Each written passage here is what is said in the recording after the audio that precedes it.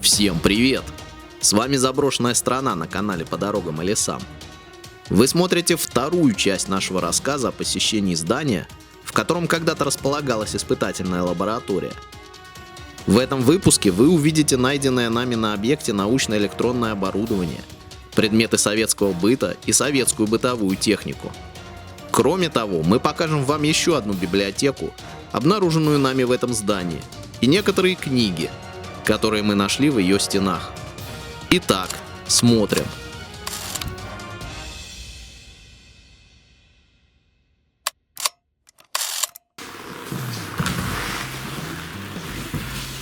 Еще ряд бытовых предметов советского прошлого.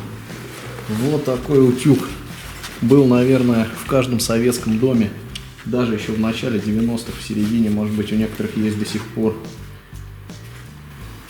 Made in USSR. 1000 ватт, 1983 год. Я больше чем уверен, что если сейчас его включить в розетку, он будет работать. Потому что этот предмет сделан на века. Вот этот предмет очень похож на маятник. Вот эта штука явно разгонялась, била сюда. Здесь что-то висело, и это что-то передавало импульс вот сюда. И качание, скорее всего, осуществлялось вот таким образом. Причем центральная секция оставалась, вероятно, неподвижной. На ней висел какой-то груз, сейчас его нет. Научное оборудование. Ух ты! Да, слушай, вещь раритетная. Потрясающе! Обалденная штука. Что здесь написано, не пойму. Ну, вообще написано Вар. вариант, может, какой-нибудь. Нет, здесь квар. Здесь было написано, следы от букв остались. Здесь было написано кварц 301, похоже. Включение громкости, переключение каналов. Здесь такая ручка была. На старых телевизорах она часто выходила из строя, становилась очень тугой, ее руками было очень тяжело провернуть. Да. Мы находимся в складском помещении. Здесь огромное количество различного электронного оборудования. Электроника VL100. Что это такое? Честно говоря, сначала я подумал, что это какое-то приспособление от какого-то оборудования специальное, но потом я понял, что, судя по всему, это телевизор. Вот, потому что здесь присутствует вот такая антенна.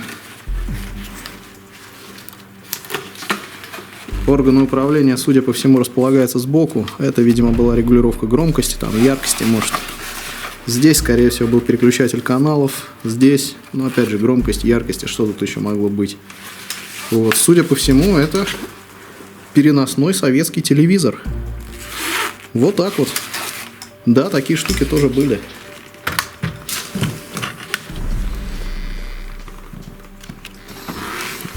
А еще здесь есть вот такой предмет. Судя по всему, это какой-то очень древний монитор. Удивительная вещь. Причем это советский монитор, на нем присутствуют надписи на русском языке. Там вот контраст, яркость. И, судя по всему, какой-то системный блок там присутствует. Да. Очевидно, что это старый советский комп. Среди прочих вещей здесь на полках была обнаружена нами вот такая штука. Честно говоря, я не знаю, что это такое, но выглядит это очень круто. Здесь плавная регулировка, миллиамперы. Так. Здесь тоже что-то плавно регулируется, переключатель. Кстати, она модульная. Вот эти штуки, судя по всему, как-то отсюда извлекаются. Потому что здесь одной как раз не хватает. Я понятия не имею, что это такое. Но выглядит это потрясающе. Судя по всему, здесь обитали какие-то охотники. Потому что в одном из помещений мы нашли большое количество разного рода стрелянных гильз. Пластиковых. От охотничьего оружия. Какого-то мелкого калибра я не очень разбираюсь, но, возможно, это уже для нарезного оружия. Калибр меньше явно. Вот такие вот гильзы.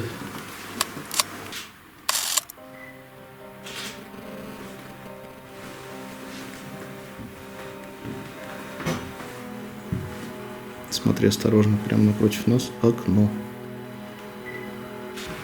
Вот это похоже на, видимо, на осциллограф. Вот эта лампа, бог ты мой! Вы посмотрите, какого размера эта лампа. Я такой вообще в первый раз вижу. Осциллограф двухлучевой, универсальный. Ну да, осциллограф. Да, весь разобрали.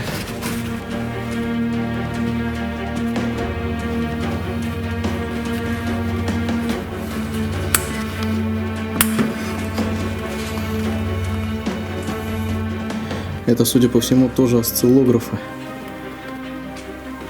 Так, а нет. Это некий усилитель дифференциальный, судя по всему. Задержанный импульс, синхронизация. Хотя, может быть, усилитель — это часть осциллографа. Я, честно говоря, в этом ничего не понимаю. Но я знаю, что у нас среди наших подписчиков есть как минимум один человек, который, возможно, сможет нам рассказать, что это за штука. И мы будем с нетерпением ждать его комментария.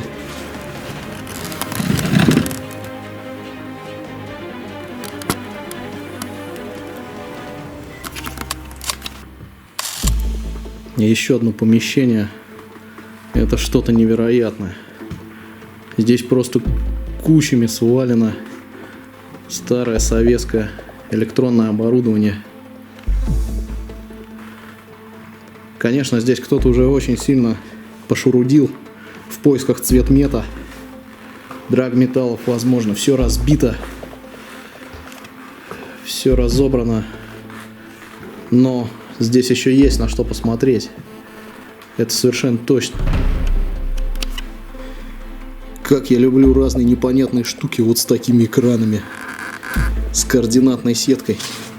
Надо сказать, что эта штука еще и в темноте светится. Вот если некоторое время посветить фонарем на экран, то после выключения мы можем заметить слабое зеленое свечение. Очень странно.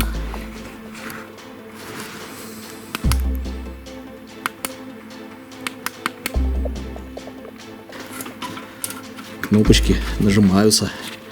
Вообще не понимаю, что это такое. Знак качества СССР УД-11УА.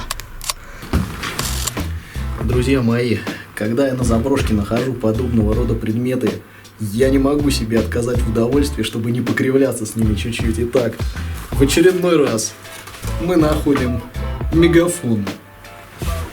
Но мало того, что он похож на какую-то плазменную пушку, из которой хочется кого-нибудь дезинтегрировать, какого-нибудь хейтера, так взять его и так превратить в лужицу слизи.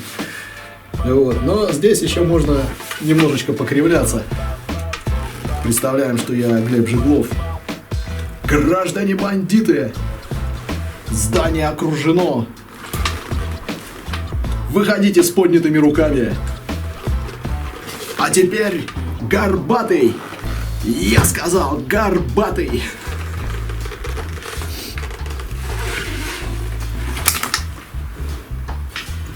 Да. И снова какой-то прибор явно иностранного производства. Селектограф. Здесь устанавливается частота в килогерцах, в мегагерцах. Установка частоты, рез эталонного контура, резерв или резкость или что-то, амплитуда, качание. Ну, кто-то подписал карандашом, чтобы было понятно. Но прибор явно иностранного производства. Сейчас попробуем определить дату выпуска этого непонятного устройства. Немецкий, судя по всему. СО-81, я не знаю, это 81 год. Непонятно совершенно дата на шильдиках я не вижу. Но по виду штука очень и очень немолодая. И вот опять мы находим странный предмет, который выглядит настолько же круто, насколько и непонятно. У меня почему-то есть какие-то ассоциации с каким-то микшером, возможно, но здесь на стрелках миллиамперы, а не децибелы там какие-нибудь. Также здесь присутствуют остатки вот такого предмета. Если кто не знает, это проектор для слайдов автоматический. Вот сюда, в эту кассету, заряжались слайды, сделанные пленочным фотоаппаратом. При нажатии на кнопку вот эта штука автоматически их переключала. То есть слайды менялись сами по себе. Примерно так, как на нашей заставке «Заброшенная страна». Это, судя по всему, даже не часы. Очень похоже, что это просто таймер. Устанавливается минута. И когда они заканчиваются, таймер начинает звенеть. Кстати, я заметил, что шкала здесь покрыта светящимся составом.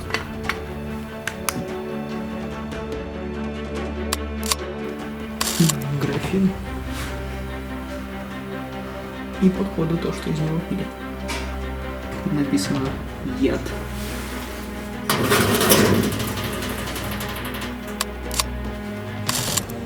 Здесь на одной из полок я нашел поистине удивительный предмет. Сначала я не понял, что это, но потом, когда увидел вот этот окуляр и вот эту крышку, я понял, что, судя по всему, это что-то вроде кинокамеры. Но это явно стационарная вещь, потому что она очень тяжелая. Как же она открывалась-то, интересно. А вот так. По-видимому, сюда ставилась пленка, закрывалась.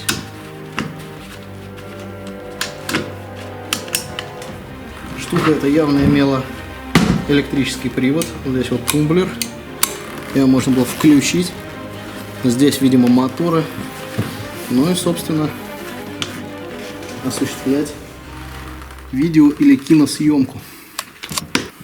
Еще один предмет из быта ушедшей эпохи. Механический будильник. Будильник Сивани Ford Jewels. Можно было бы предположить, что он импортный, но здесь написано Made in USSR. Попробуем его завести. Ой. Но мы стараемся не шуметь здесь. Механизм явно сломан, он не заводится. А вот звонок иногда звенит, но шуметь не будем. Мы подошли к еще одной двери с грозной надписью «Посторонним вход воспрещен». Здесь мы видим остатки сигнализации. Что же там за этой дверью? Что же так оберегали в те времена? Итак, зайдем.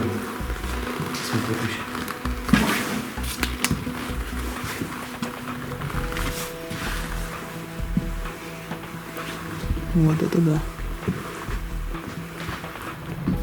Библиотека. Здесь стоит непередаваемый запах. Очень приятный запах. Это запах старых книг и старых переплетов. Ни одна уважающая себя библиотека тех лет не могла обойтись без того, что мы сейчас показываем вот на этих полках. Ленин. Полное собрание сочинений. Это не первая библиотека, которую мы посещаем. И не первый раз эти книги мы видим на заброшенных объектах. Еще более интересный сборник. Большая советская энциклопедия, начиная с первого тома и далее.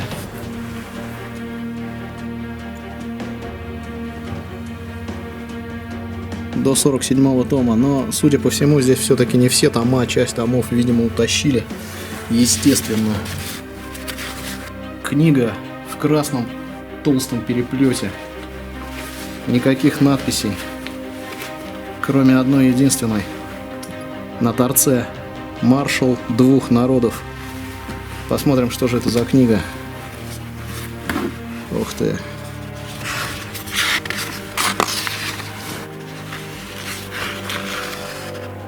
Рокоссовский. Константин Константинович Рокоссовский, да, выдающийся солдат-патриот.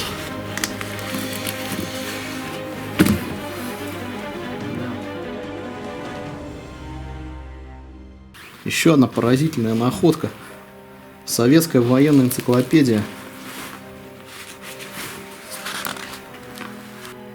Главная редакционная комиссия, генерал армии Моисеев, председатель. 90-й год. Ой-ой-ой. С ума сойти, самолеты. Вот это да. Государственные гербы и флаги. Очень интересная книжка. Но мы оставим ее здесь.